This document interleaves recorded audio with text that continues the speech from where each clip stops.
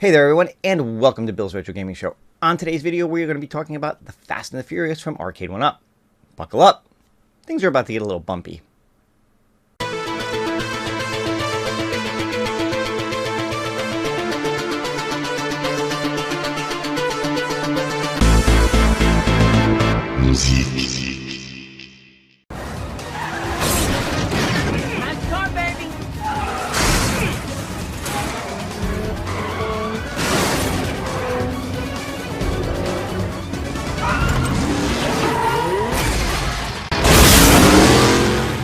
Alright everyone, thank you guys so much for tuning in. If this is your first time on the channel, be sure to hit that subscription button, click the notification bell if you want to be notified every time I put up a new video, give this one a thumbs up, and leave a comment below if you want to be part of the conversation. So yes, I know a lot of people have been talking about Fast and the Furious. There have been a lot of videos being posted over the last couple of days, so I figured, what the hell, what's one more?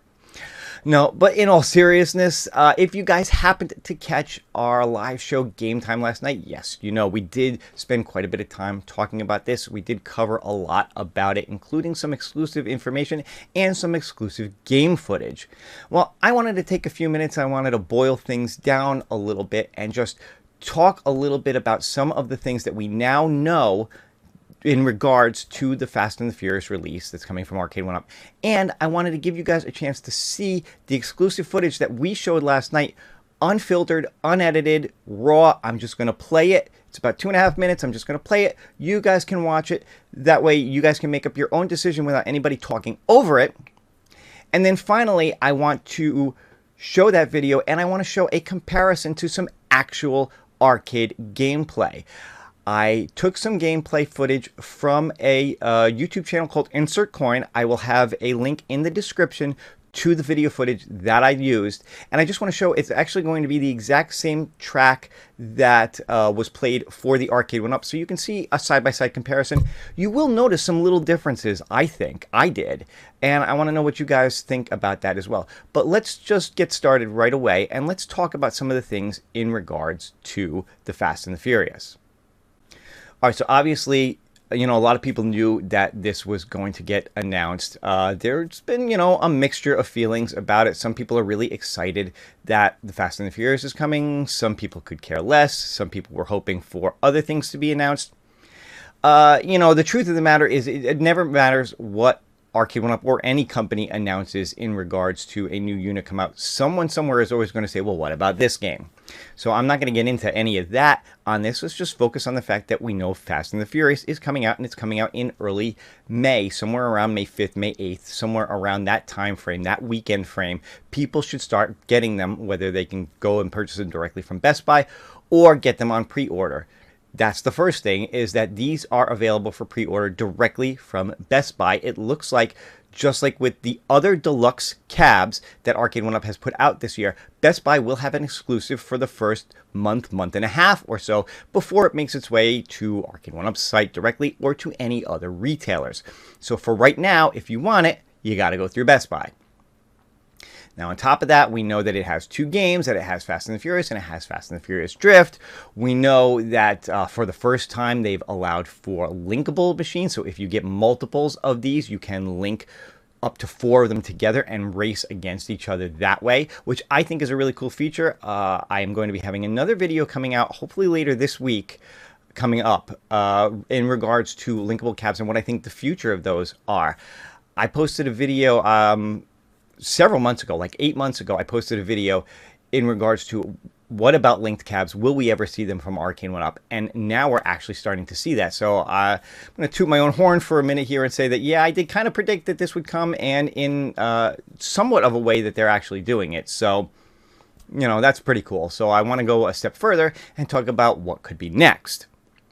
Now, we also know from what they said that so far with the linked cabs, it is local play only. So you have to be on the same local network, whether that's over Wi-Fi or hardwired within your own home in order to play these. Now, my good friend Stephen Haywood, the Tech Buzz, has postulated that it may be possible to do this over the air with a VPN. So that's something that he's actually going to be looking into. So keep an eye out for the Tech Buzz. He will have videos probably in early to mid-May talking about that and seeing if it's possible to actually play 2 players with the same cab in different locations if you're using a VPN or virtual private network. So again, there's things that go along with that. How good or bad the latency is. Will the cabs be able to get on the VPN to begin with? I'm not going to get into the technical aspects of that. I'm going to let him get into it, and we're going to see what happens when that goes down the road. So now let's get into a little bit of questions and speculation in regard to this and what we know so far.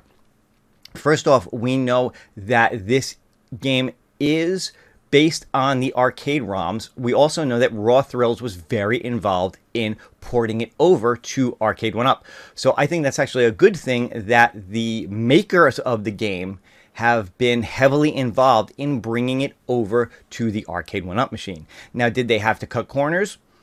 Yeah, there are certain things like the game, I believe, natively runs at 480p, but they were able to bump it up to 960. So that's something that I think is a good thing.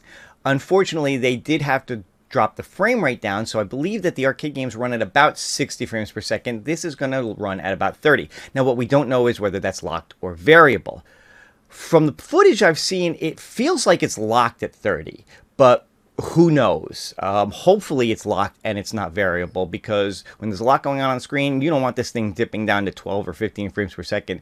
It's going to make for a very stuttery play experience. But if it stays at or really close to 30 frames per second, I think for the most part, people will enjoy playing it.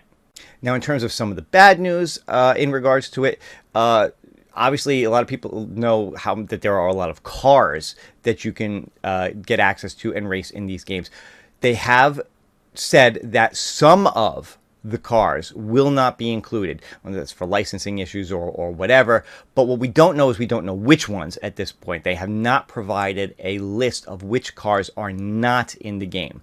But we do know for a fact that some cars were taken out of the game. So that's something that you have to keep in mind if this is something you're planning on getting. There's a distinct possibility that your favorite car may not be in the game, but we just don't know which ones those are yet. Now, another thing that was integral to the game in the arcades was a keypad where you could type in your phone number and it would store your settings. And then if you went back to play, you could type that in and it would keep your settings. So if you purchased upgrades and things for your car in the game, you could play with those at a later time by going back to the arcade. Now, there is no keypad on the Arcade1up machine, but they did say that it would save your settings. Again, what we don't know is exactly how that's going to work. We've been speculating that it's going to be some automated process that as you're playing the game, when you're done, it's just going to save your settings. I'll be honest with you, I'd like to see them be able to do it in such a way that you can have multiple settings. If you're the type of person who's going to buy this, or maybe even buy multiples of this, with the idea that you're going to have friends and family and people come over and play this game, I think it would be nice if your friends coming over could also save their configurations so that when they come back, they can pick up where they left off. So is this going to allow for multiple configurations like the arcade did, or is it just going to save your progress and that's it, and it's just one as you play through the game? Again, this is something that we don't know, that we'd like to have answers for, or if it's been answered on stream since I've made this video, I'm not aware of it. I'll just put it that way. I'm just going by what I know so far from what has been told to me through sources. So that has to do with that. Now, in terms of the build for the arcade, this is designed as a deluxe, so there is no riser to it. The steering wheel and the pedals have all been carried over from Outrun and Ridge Racer. So it's this, well, actually I should say mostly from Ridge Racer, because Outrun I don't believe had the haptic feedback in the steering wheel that Ridge Racer did. This one will have the haptic feedback like Ridge Racer. So it's the same steering wheel as Ridge Racer. The pedals I think have been the same for all three. So they have not upgraded the pedals. They're still the same. I know, again, a little bit of a bone of contention with some people, although others I've talked to have said they've never had a problem with the pedals. So, you know, your experience may vary when it comes to that, but now you know it's the same pedals. What they have added here is a Hall effect shifter, which I think is going to be pretty cool. It's similar technology, I think, to what they do in Blitz with the 49-way joystick.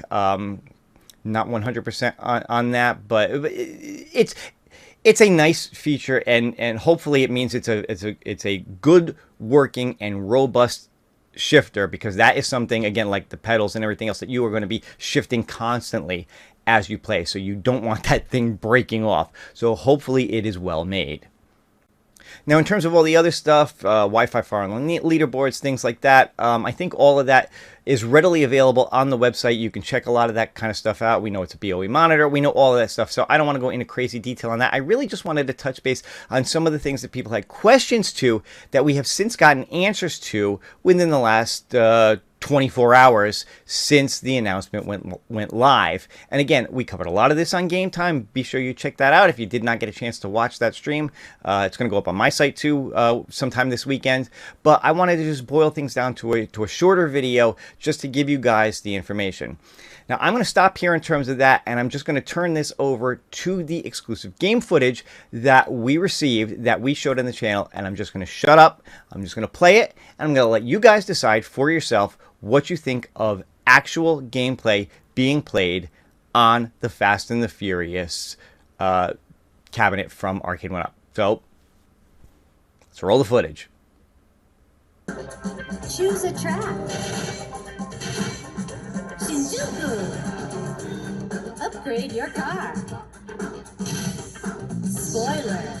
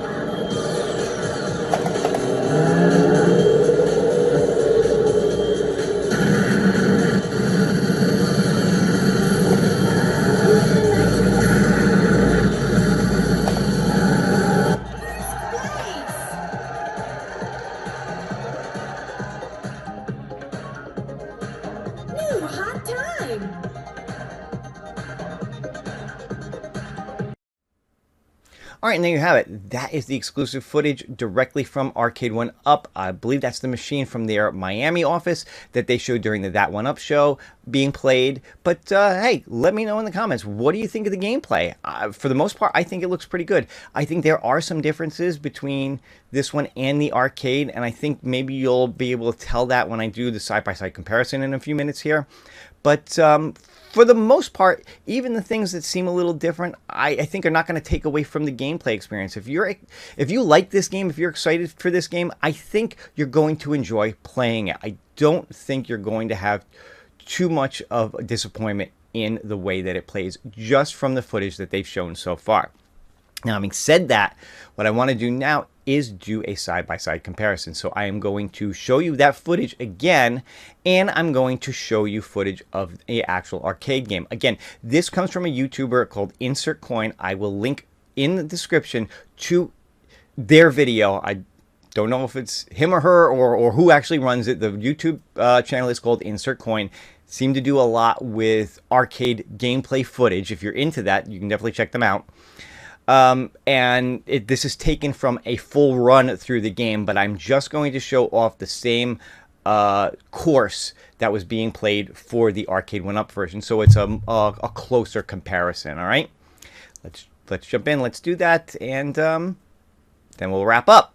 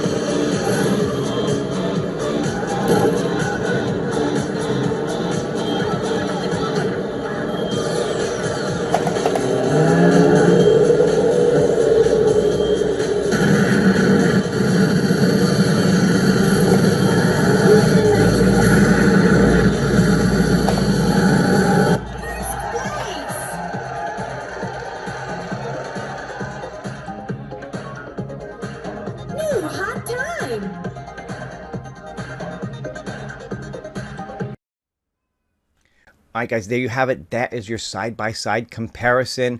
What did you think? Again, I do seem to notice some subtle differences. The gameplay from the arcade obviously looks a little bit smoother because it is running at a higher frame rate. I also feel like there are certain lighting effects that are missing in the Arcade1up one. The cars, maybe it's just me, the cars in the Arcade1up one seem a little flat in comparison to the arcade. Like there's more of a shine on the ones in the arcade. There's more of a feeling of lighting effects hitting the cars and everything as it goes by. Again, maybe that's just me. Maybe there's other subtle little effects that you guys noticed that I didn't. Leave me some comments in the below and let me know what you think are the differences between the original arcade and the Arcade1up version. And again, keep in mind too, I will say this, with the Arcade1up version, don't forget that we are watching it through somebody's camera playing the machine versus captured directly from an arcade, which it feels like the arcade version is. So there could be some differences in relation to the fact that it is a camera capture as opposed to a direct video capture. So keep that in mind, all right? But other than that, I think for the most part, the Arcade1up looks pretty good. And if you're a fan of this game, I think you're going to enjoy it. But, you make your own decision. I'm just here to show this stuff off, to give what I know about it, and then let you guys decide from there. That's going to do it for this one. I hope you guys enjoyed it. I'll see you on the next one. Have a great day.